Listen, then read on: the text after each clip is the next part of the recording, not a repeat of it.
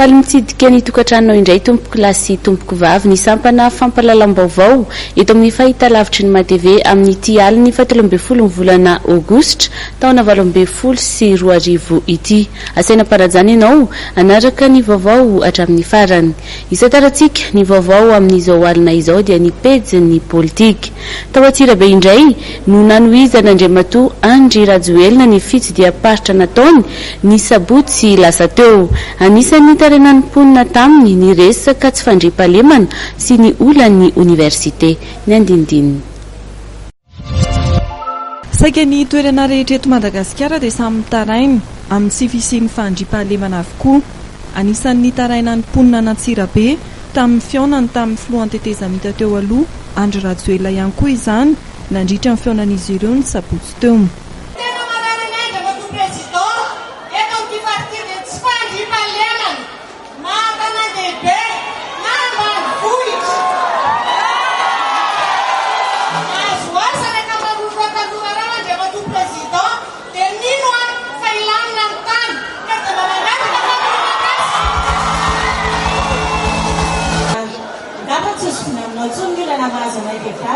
Eo ny herisetra, eo ny tsy fanananasa, eo ny olana mianjady aminay vehivavy maro ny atokantrano any.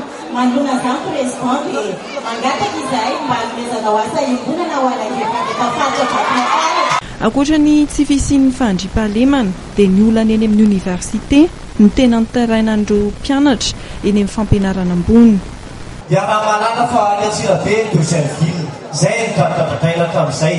Be tanora be ny afakabaka nefa tsy ampofotodrafitrasa misy any aminay. Tamangataka izay tompo abio salina misy any aminay asio grand amphi koa any mba isin'le tronc commun be da be any aminay.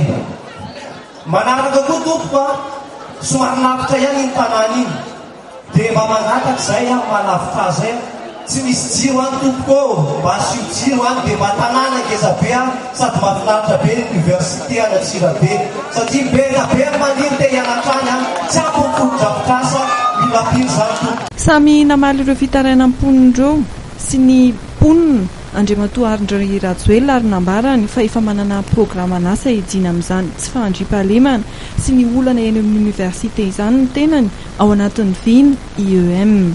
Tsy fahefana no dedavika, tsy voninahitra, tsy tombotsoa manokana, fa matoa amin'izao eto androany dia noho ianao, noho anareo, ho anareo vahoaka malagasy, izay no mahatonga ana amin'izao ankehitriny. Amin'izao ho ataoko ny fomba rehetrarehetra hampandrosoana ny Madagasikara. Ary indrindra, izay ny teneniko anareo izaho manana adidy. Manana didy ho an'ity Antsirabe ity satria betsaka ny zavatra ho ataontsika eto, betsaka ny zavatra ho ahorintsika eto satria indrindra ho anareo tanora. Mila tanora toy anareo ny firenena, mila tanora mpitarika mitsinjo ny be sy ny maro, mamorona azy, indrindra mijery ny olana tanora rehetrarehetra. Tsy vaovao amin'Andriamatoa Andry Rajoelina intsony raha Antsirabe satria misy famatorana manokana amin'ny sy ny mponina raha nambarany satria tao ny toerana nahaterahany.